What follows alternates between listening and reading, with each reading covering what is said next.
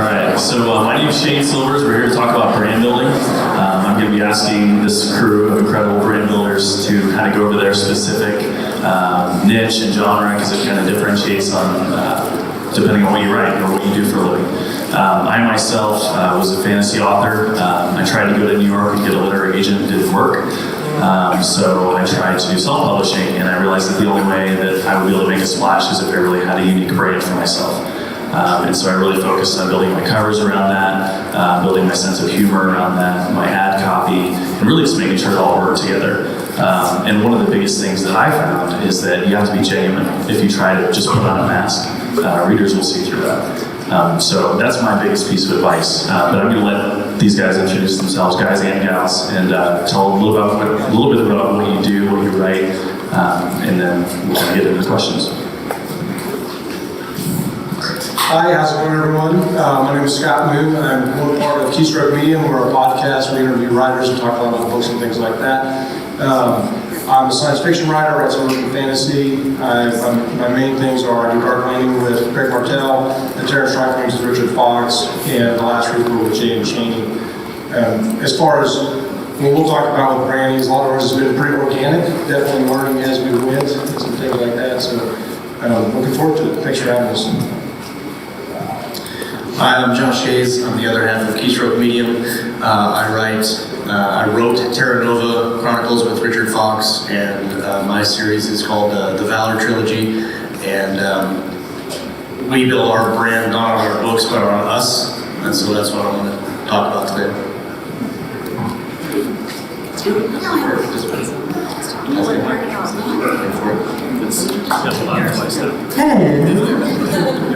Hey everybody, my name is Suze, Solari, and everything I do is to help you look and feel your best so that you're always on mark with your brand. And it's personal styling and wardrobe consulting, and 5 years ago I wrote a book called The T-Shirt and Jeans Handbook, and that started it all.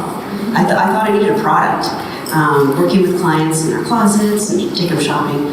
And turns out that product did really well, and it started this whole digital book thing. And now I have 4 books on style, and the latest one is called Pack with Purpose, and it's how to get you to a conference without taking 3 suitcases, 1 full of shoes. I need your help. I know, right? Yeah, you need that book. So anyway, pleasure to be here, and thanks for inviting me.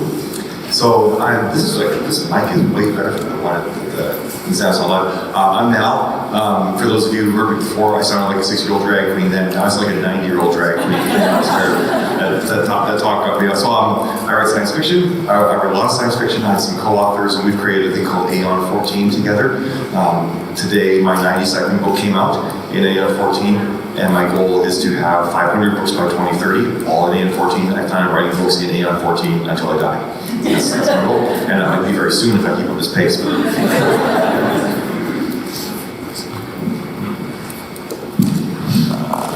Okay, so the first question I'd like to ask is, are there any people out there in social media that kind of inspired you to come up when you were coming up with your own brand? And it doesn't have to be an author, but is there someone out there that inspired you? You know, maybe like Gary Vaynerchuk or someone like that, just a completely different field, but that you kind of said, okay, I can adapt that to my genre or my personality that I want to come up with. Excellent. So the first thing I'm realizing is that I'm really glad I sit right here next to you, so I can just get this mic right off the bat before I have to think. It's going to go well, I'm pretty sure. The next time I'm going to throw the mic down now and stuff. So you mentioned Gary Vaynerchuk, who I think is incredibly inspirational. He has a huge brand, he talks about branding. I like that. So everybody here is probably writers or affiliated with writers. How many people listen to podcasts? How many people know who Gary Vaynerchuk is? Okay, yeah, so he has a very powerful brand, a very powerful message about being yourself and being authentic. So most of the things that inspire me for your question are people that are authentic and are trying to bring value to other people, trying to lift people up. So I like Gary Vaynerchuk. I like Grant Cardone. He's different, but I kind of like him and don't like him because he's very, very much money driven, and that kind of puts me off, but I also respect some of that work ethic. I like Jocko Willings. He's a YouTube guy. He's former Navy SEAL, talks a lot about motivation, interviews veterans, and he talks about work ethic and mindset. I like mindset things quite a bit. I love their brands and things like that. There's more, but I'm going to pass it down, so let's do that. I'm the same. I listen to Gary all the time, Gary Vee. He's got a great podcast. Some of them aren't necessarily writer-focused. As a matter of fact, a lot of them aren't. A lot of them can get you amped up if you're trying to be like an entrepreneur and chase that business aspect of it. He says a lot of things that really make a lot of sense.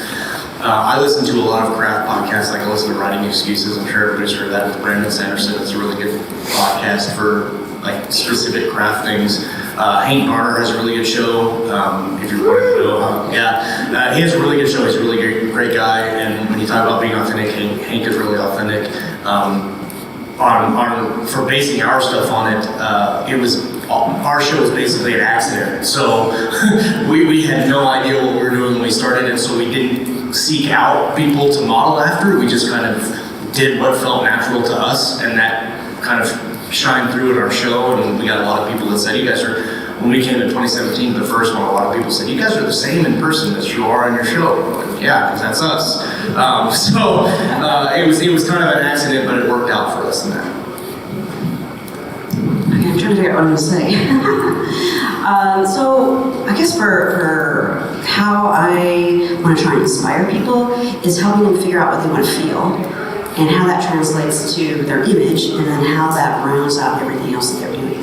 So figuring out, what you want to wear and how that translates to that.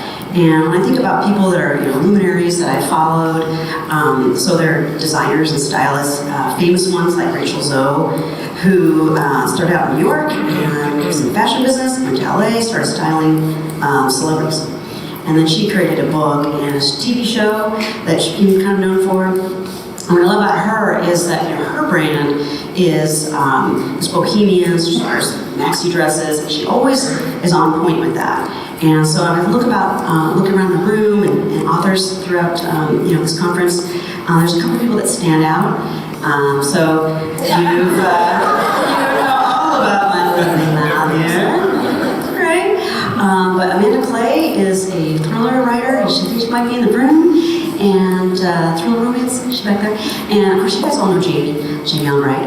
And if you look at those two in their genres, they're always presented in a way that that makes them feel good about their brand. But also the readers are going to see that every time. Like Amanda's always wearing these sky-high stilettos. I don't know how she walks in them.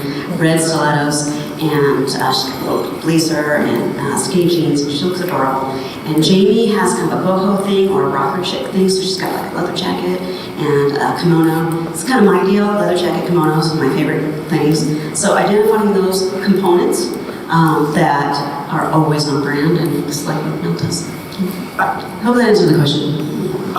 So I guess I first book out in 2012, and in my mind, I mentioned before I labeled a name a 14 novel on it because I thought I was going to create a little universe. But I did that kind of because I read a lot of really big universes. I read Pern, and I read Dragonlance and stuff like that. And like back in the day, like who read Emma McCaffrey's Pern books back in the day? Like everybody, right? And you could spot them a mile away, right? They always looked the same. They always had the same branding. It was always on point. And this was back before authors, of course, had more personal brand than we have to now because of social media. But I knew that I really wanted to have a consistent brand and a consistent look in everything that I did. And what it sort of translated as, and it's kind of funny, but it's also kind of true, is like I basically dress like I live in 2021, right? Like and it's fun, and I love it, and it's enjoyable, and it makes my brands always recognizable to my readers. And even before that, I still always tried to make sure I cultivated an image that was at least somewhat commensurate when I was around readers with what I was doing. So I think really it was more of a visual brand in my books based on what I've been reading, and then that eventually translated into my style. All right, so we've kind of started to answer it a little bit, but I was going to ask, what have you done in your personal life to change your style? I know Suze and Mal definitely talked about that. But what do you change in your real life, your personal, professional appearance when you go to places to speak about your brand?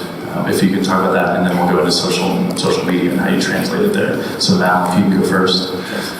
Yay! I was doing that. I mean, obviously, I don't, believe it or not, I don't wear catsuits at all. Okay, I wear catsuits a lot, but I don't always wear catsuits. I actually wear jeans. I wear about more than like twice this year. It's amazing. But But I do, like, if I'm actually doing pictures I'm sharing with my fans, or even like I'm going to the airport or something like that, and I'm sharing it with my fans and my readers, I'm actually always making sure that I look like I'm on brand and on point.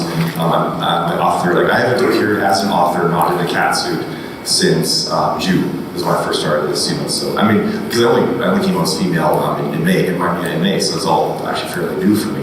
But I'm really working on being consistent about that and having that consistent brand.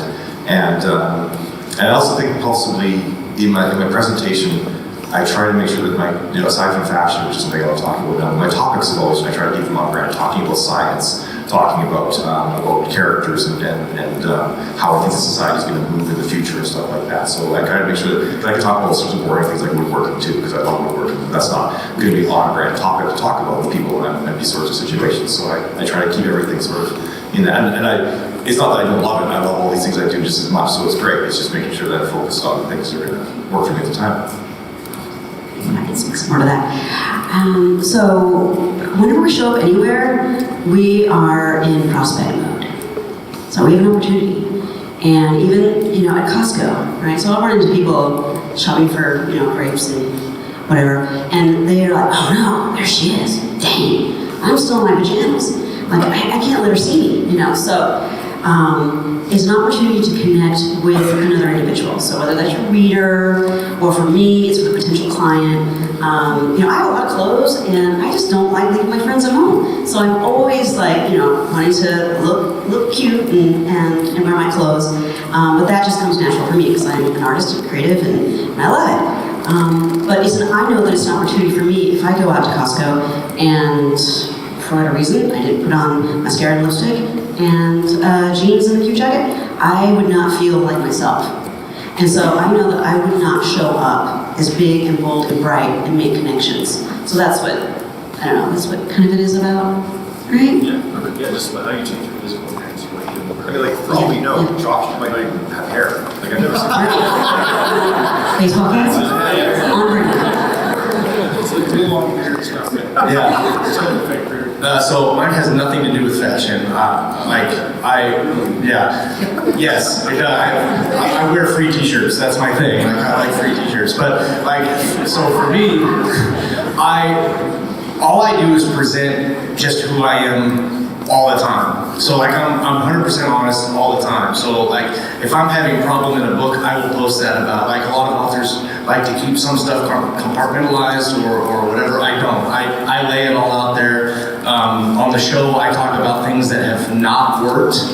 2 weeks ago, a week ago, we had a show that I said, this stuff we did was complete and utter failure. And I'm completely open about it. And I try to be open about that all the time.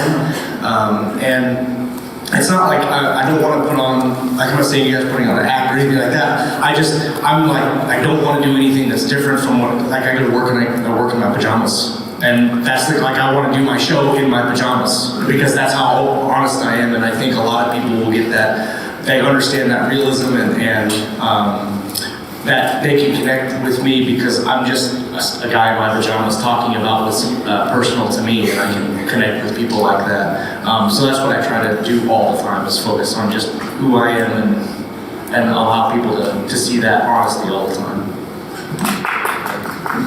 Thanks. So Josh and I are best friends, obviously, and we kind of finish those thoughts sometimes, but I can tell what Josh is saying too. It's the same thing that Mal and Suze are saying, is they're being genuine, and when you say in your intro too. But that's who we are, If you talk to us, one of the main comments we get when we come to their conferences is they'll be like, you're exactly like you are on the show. You already said that. But I've got that more than one time, and that's important because one, it's a waste of your mental energy to try to be somebody you're not. And most of us are creatives and we want to be who we are. And that's why we're writers or artists and stuff, is because we don't want to do a grindy day job. We want to express ourselves and be our true selves, our best version of ourselves. So in answer to your question, what I do to prepare physically is I pack my stuff up and then my wife tells me, don't embarrass me.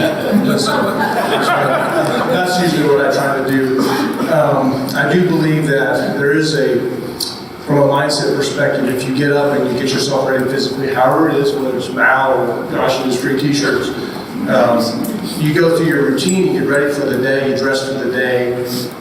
There's a famous podcast I listened to one time, and there's a speech about make your bed. Has anybody ever heard that? Who's heard the make your bed thing? Right, a few people have. And I think it was a Navy SEAL, a commencement thing, but he said the first thing you do to succeed is you get up and you make your bed. And the point is, he says, you got things to do, and you have a routine, and you just do these things, and they're not that complicated. And so, I'm the same way. I really want to be genuine. My brand is, so here's the other thing I do to get ready to a conference is, I make a commitment not to be on my phone while I'm at the conference. I try to put it in my pocket, and I try to listen more than I talk, because if you've ever talked to me, I get rambling on a story, you can't shut me up. It's really, we need like a safe word or something like that. But that's the thing. Yeah. Anyway, that's it. So I like to be my people. Yeah, that's perfect. So, and one thing I really like about Mal that I've seen, that she's really explained some of the things in her personal life that she's been going through. And she explained it in a way that everyone could understand, whether they had any idea what she was going through or not. And I was fascinated when I read it. And that brings up an interesting question is, I was asking about physical appearance because a lot of people look at branding as it's a secret identity, and it shouldn't be. It should be natural and organic to you because they will see through it. Readers and prospective clients will see through it immediately. No matter how good you do it, you'll fail at some point and they'll say that you're a fraud. And then that destroys everything that you just built for the last year. So you have to be true to yourself and true to your characters or true to whatever business you're selling. And I think Mal has done an incredible job of that and bringing it into the social media field too. So if you guys could kind of translate or kind of talk about how you brought your own brand, and it could be for the audio company or for your blog or anything, but just kind of talk about how you brought that personality into the social media field and what exactly you're going for. I was going to say, by the way, a great example is if we saw Josh in a cat suit, we would really know that that's not the brand. I really want to see it. If it's free, maybe.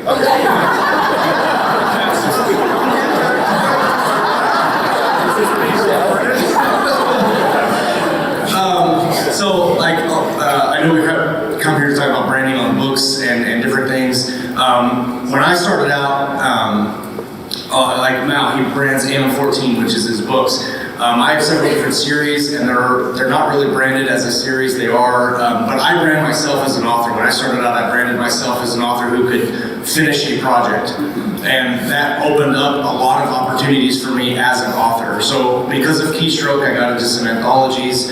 I could show that I finished some short stories. I collaborated with authors in those short stories, and I showed that I could collaborate. And that's what opened up the opportunity for me to work with Richard Fox and a couple other people to have bigger projects, which made it possible for me to go full-time this year. But I wasn't necessarily branding the thing I was writing. I was branding me as a writer to other people. And I think collaborating, whether it's co-writing or collaborating, because they're two different things, I branded myself as someone who could work with somebody else easily and give them value, and I got value too, because I got to work on projects that paid me a lot more money than trying to sell my stories because nobody knew who I was. And that helped me a lot to get here, and then it helped a lot on Keystroke because I branded Keystroke more than I branded my stuff. And with Keystroke, we like to do a lot of things that are basic, like there's a lot of podcasts out there that are marketing based or entrepreneur based, and I don't want to be an entrepreneur. I just want to be an author. And so on our show, we focus a lot about what does it take to make you a good writer, or to learn the different things of story and pace and structure that we talk about. That's not necessarily how do you do marketing or how do you get these contracts done. It's very basic crafts type stuff, and that's what I like to focus on, and that's what I try to brand as myself as a good writer to get different things going on for me personally. I can say actually that Josh and I really both say Josh was a brand, so we just get shit done. And I think that's something to keep in mind for your readers too. If you don't finish a series, or you take forever to finish a series, you flit around between different series, and you got I have like 7 series running at a time, but I'm also releasing it over weeks. I think I'm okay with if you're working like 3 or 4 different series and you're only releasing 2 or 3 books a year, you're not really branding yourself as someone who gets things done. And you want to do that. You want to show it to yourself because it's important for yourself to get things done, and to your readers, you want to show that you can get things done. So I think it's really important to me. Yeah, I think that's a huge thing. That's what I do too, is I really try to focus on how hard I'll work, both as a publisher and an author. And I really like to incorporate the reader into that, and I let them know, hey, I just did this many words today, or I just did this, or here's a cover thing, or here's an audio person I'm talking to.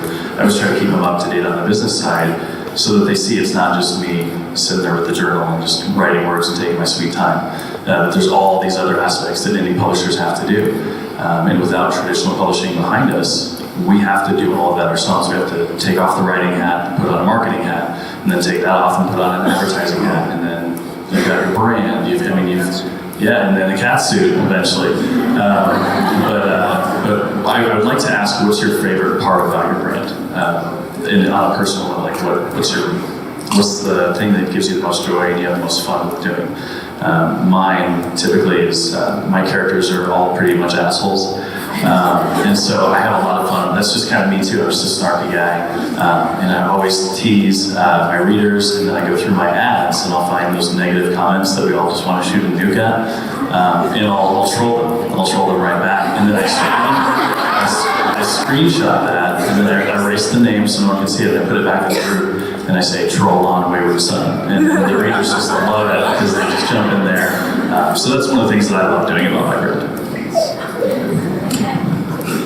Real quick, one of the things is your brand is on point, because I have a guy I work with, and he's an avid reader, and every now and then he tells me he's reading this hilarious segment out of a book, and I can't remember what the joke was, but he's going on and on, I'm like, yeah, who wrote that? He goes, it's some guy named Shayne. And I was like, yeah, I know that guy. And it blew me like, and it was. One of the reasons I'm not going to repeat it here. That's good stuff. So, what's the question again? That's it, yeah. Also, I have a couple of accidental brands. Like at work, I'm the guy who breaks stuff. Like if something broke over there, I would be blamed for it because I'm that clumsy. And I'm a little bit of a scatterbrain. So my favorite thing about our brand is we're both law enforcement. We have law enforcement background because we're retired. I'm still doing that. We deal with people, we talk to people, lots of interviews. And what we learned in our show early on is we have guests on. We had several people come on the show. It's their first time. They're terrified to be on a podcast. And what every time they've all told us is that this was much better than we thought it was going to be. And you can see them kind of relax. Like, we're not going to ambush you. If you're having a hard time, we're going to carry the slack. We'll throw you some softball questions. You can knock them out of the park. And that always made me feel really good that people were because like public speaking is terrifying. I'm going to tell you right now. I got like all this adrenaline going. But so part of the thing that's great about our brand is that people will say, you gave us a really good experience. And like we come to 20Books and people that we have watched our show will say, yeah, we watched your show and we enjoyed it, and we've been watching it for a year, and that always blows me away. So my favorite thing is just that people that we've touched will come talk to us. That's my favorite thing. Yeah, in good ways, not like inappropriate, creepy ways. Show us on the doll. My favorite thing about it is, so obviously we have a lot of authors that watch our show, and my favorite thing about it is having an author come to me and say, I met another author because of your show, and now we're doing this, this, and this. And I get to see, like, because of Keystroke, now somebody else is having either financial success or readership, whatever it is. They come and say, hey, I met this author on your show. Maybe they were watching together, or maybe it was a guest on our show, and they connected. And now they're doing collaborations together, or they found a cover designer, or they just found a friend that they could just talk with and have a better experience with. And people come and tell me that all the time, and I'm like, that is the reason we do our show. Is we are very not wanting to do our show for ourselves. We're more committed to doing it for the people that watch our show or are part of the community. And so I love it when people make those connections because of our show. That makes my day. I like that. To add on to what Josh was saying, that would definitely be for me too, is that I could inspire somebody to take one step who maybe felt like, oh, fashion's too hard, and this whole style thing, I'm not going to be able to get that. And the one thing, like wearing a scarf. So I do all these crazy scarf videos on Facebook. Right? They're such a perfect thing because you can have a bunch of them that take up a little space. So bring 3 of them when you travel. And you could roll one up and put it into a Ziploc. Okay, that's a tip of the day. But they can learn how to wear a scarf in their hair or as a belt or 4 different ways around their neck and feel, confident, pretty, happy, stylish, and like one little thing. And I could inspire them to do that. That's the coolest part for sure about, helping people feel that confidence and feel good about themselves. I think one of the things I love the most is so I love my universe and building of the brand and the fact that I'm making this massive story, but the thing that really hits the home most when I get authors that come up to me and tell me that they got to go full-time because reading my Facebook ads book unlocked ads for them to the point where they can now be a full-time author, or they can be part-time author, or paid for them to go to Disneyland or something like that. Now I cry about it. I didn't used to cry about it, but now I cry about it and everything too. It's one of my favorite things to know that, like, same for you guys experience. It's the fact that you made a personal connection with someone, and it meant something to them, and you get to feel that. Like, that's the best part about how it manifests itself. So if there's a lot of people in here that are either brand new at building a brand or they're maybe struggling with a brand, I would assume, right? Is there people that want to know how to start a brand? Yes. Okay. So if you could give 3 pieces of advice, or 3 platforms maybe, which social media sites you do, or if it's video or audio, or is there 3 things that you would recommend someone to do? And things that you maybe want to work on yourself that you want to improve for your own brand? I'll start as make your font on your covers for your author name the same on every book, and make it big. Don't write these tiny little names as I see you guys doing. And don't get crazy either. You're not like Crichton or something like that. It's not crazy. But make it big. Don't try and hide your name. Your name is a bigger brand than the title. That's what you want to have happen. So make sure your name is a big font and it's always the same font. That's really important. So when anyone ever sees one of your books, there's going to be this section at the bottom of the book. And I actually do as well because I have an A on 14 branding at the top. So for me, the top and the bottom of every single book I have looks the same.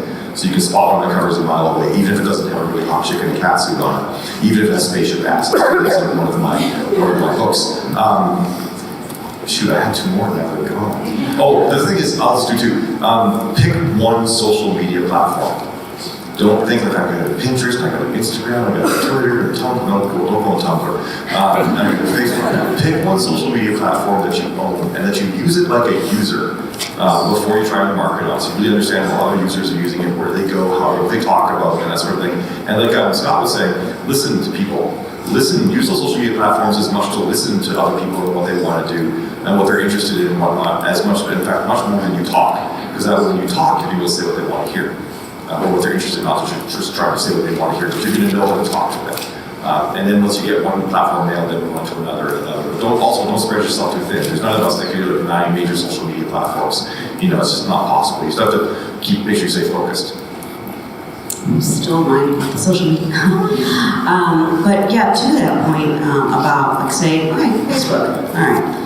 You're kind of familiar enough with that, start doing some video on Facebook. And it's been around for a while, so maybe you guys are doing that already, but that is where I started feeling more comfortable being in front of camera. And the camera was just on my phone, so that was pretty easy. And I started by just doing a video of myself. Record it, oh, that sucked, delete it. And then went live. And I was scared to death, but I did 5 in a row, Monday through Friday. And I thought, I'm gonna have the Style Lab show with Suze. And you're gonna see me every Tuesday at noon. And I did that for a year. And so if you could start with that, that's pretty benign, and then you can work your way into translating that into Instagram and other platforms like YouTube, where I'm trying to grow YouTube. But I only have about 30 subscribers, so can you guys all go on and like, subscribe, and comment on there's probably 20 videos on there. But if you have a favorite color, that's one way you could brand to consistency. Like with Mel's suggestion about the font, say you love purple. Okay, show me purple every time you do a Facebook Live. So I've got a couple. The one is, don't be afraid to fail at what you're doing. Not everybody likes video. We've had a couple people turn us down for interviews because all our interviews are live video and they don't like that. That's okay. Scott and I made a whole 2 years of mistakes before we figured out what we were going to do with the show, and we're still figuring stuff out. The one thing I would say, what Mal was saying, is that be yourself, and don't, on Instagram, don't just post your book cover every single post. because there are some authors that I see that all they do is post their book cover and say, go buy my book. That is horrible branding and no one wants to see it. If you're gonna brand yourself about writing the book. Like, this is what I did today. Like, show yourself at a keyboard writing the book instead of your cover. Like, do a cover reveal, but that's not what people are interested in. People are interested in you as a writer and what you're writing. And like they both said, pick one. With content, you have to do a lot to get any traction. She mentioned she has 30 subscribers. We've been doing YouTube for we're almost on season 5 now, so we've been doing it for 4 years. We have 750 subscribers on YouTube, which is nothing on YouTube. It's absolutely nothing on YouTube. So when you start, it's going to be like, you're not going to start and have 10,000 views or likes or whatever. It's very slow, and we've been doing it organically. We don't pay for ads. We don't do anything to go out and pull viewers in. It's all organic. They find us by accident. So it's going to take a long time to grow your following. But with video content, if you are okay with video content leads to a lot of different content. Like we do our video, but then we strip the audio out and do an audio content. You can also do Instagram where you're putting pictures with audio on it from the video content that you already did. So you just find the medium that you like that works for you, and you can figure out how to do different pieces of content from that. But at first, don't freak out if you post something and you don't get any likes, because that's everything. Like, you just have to build it. I'm going to start with a real simple one. I think will translate to all your platforms, and it's going to sound kind of dumb, and I apologize if this is retarded. But so, how many times when you meet everybody here is at the conference and you meet people, and you're like, how many of you have been going? You're talking to somebody, but you can't quite remember the name, you can't quite see their tag, and there's kind of awkward. Hey, you. Hey, how's it going, man? You know. But so my point of that is, and in my job I have to remember names a lot. And so a lot of my coworkers, we established this kind of goofy ritual, like I was, to this day, we've known each other for years, and I'll say, hey, how's it going, Josh Hayes? And we call it by our first and last name all the time. So my point is when you talk to me, introduce yourself, first and last name. When you do your show, say, hey, this is Scott Moon for Keystroke Media, and I'm going to talk about whatever today. And then leave with the same thing. It's a simple branding thing that I think is easily to overlook, but it can apply to anything. It's your signature. Things like that. The other thing is you do your social media, whichever one you pick, and this is really important, and I would like to embarrass two people in the back. Can I do that? Okay, so what you do is you have friends, you have people you care about, you really value them, and then all of a sudden they start joining your team, and you guys see what I'm doing back there. So Kayleen and Lauren, they're big fans of the show, and we were blown away because Kayleen's the first person from the real world that came up and introduced herself after her show and said, hey, I watched your show. And I literally was speechless, and I'm not really speechless that often.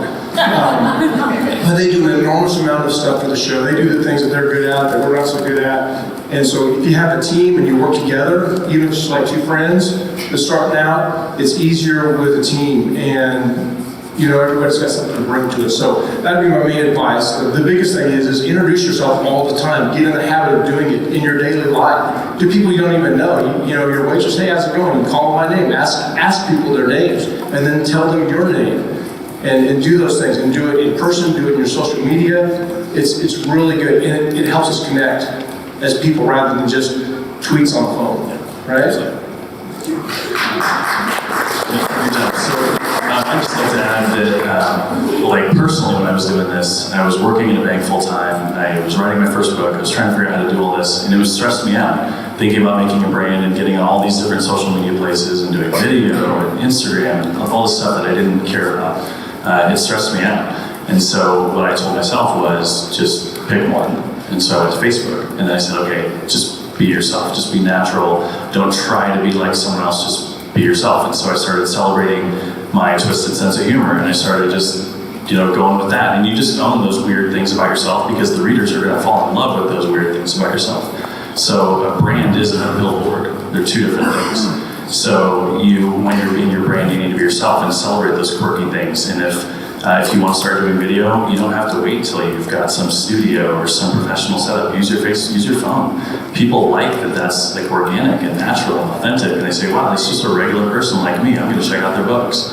And so just don't stress yourself out when you're doing this. Just kind of pick a couple things about yourself that you think readers would like, and look at yourself as a reader and say, what are the things that I'd love my authors to do? And then try those. And if it doesn't work, you adapt your brand and you keep moving on. But I just wouldn't get stressed out about brand building. You just have fun with it. So I think with that, we've got maybe a little bit over 5 minutes left. If anyone has any questions, if you want to come on up. Do we hand the microphone over? I think that's John's three shots for questions. I want to say that our screen is turned red on our timer, which scares and terrifies me. If we go over 4 minutes, we can take. When it says zero, Serious pain penalty for industry.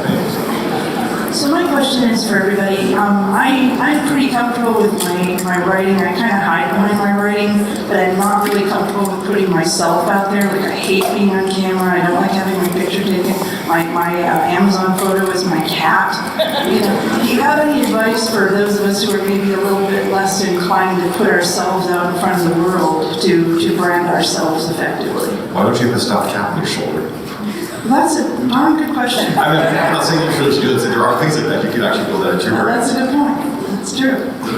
More constructive things. Well, I think there's a lot of authors that don't like putting themselves out there. I know that specifically there's a lot of authors that don't even like having their picture, like you said, on there, and that's okay. I think that you can play that as a strength, and you find something that, for instance, your cat. If your cat is what you're passionate about, and you talk about your cat, that is your brand.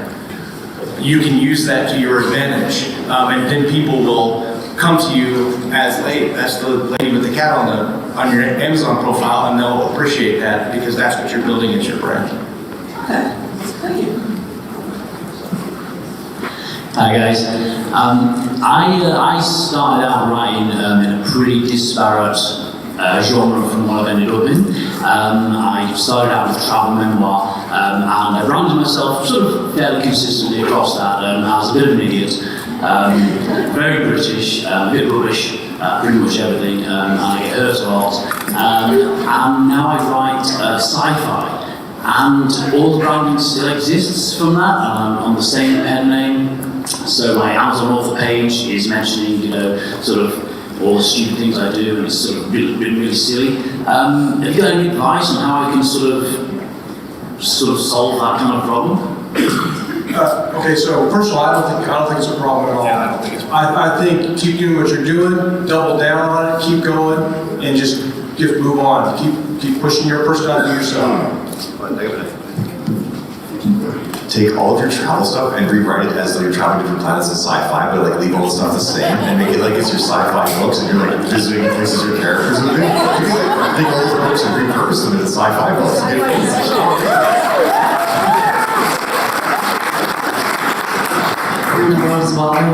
Yeah. My wife literally woke up at 4 o'clock this morning and said, "I've had a great idea. You should repurpose the travel books as sci-fi."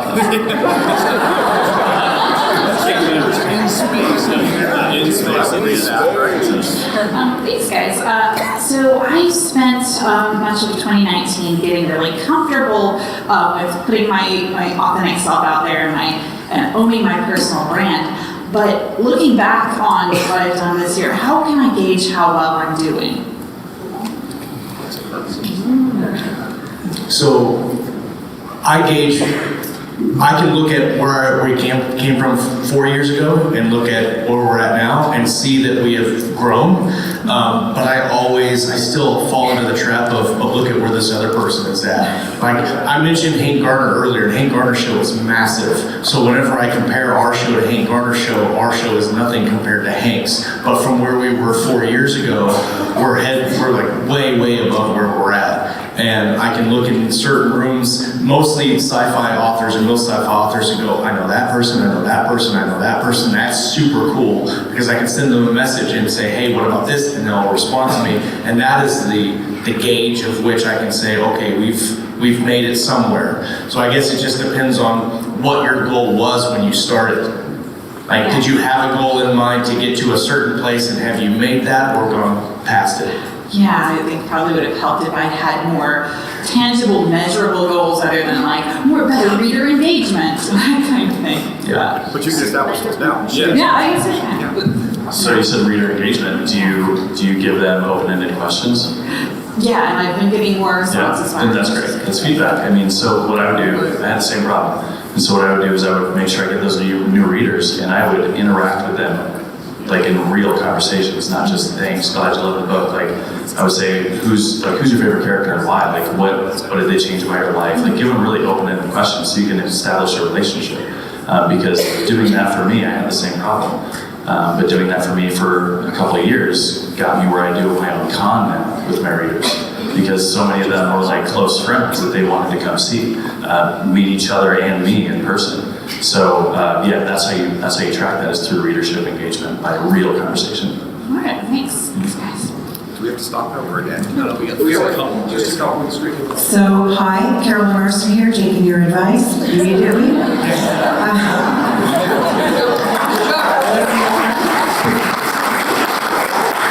I have a question. Now, you mentioned that your font on your book for your name should be the same everywhere.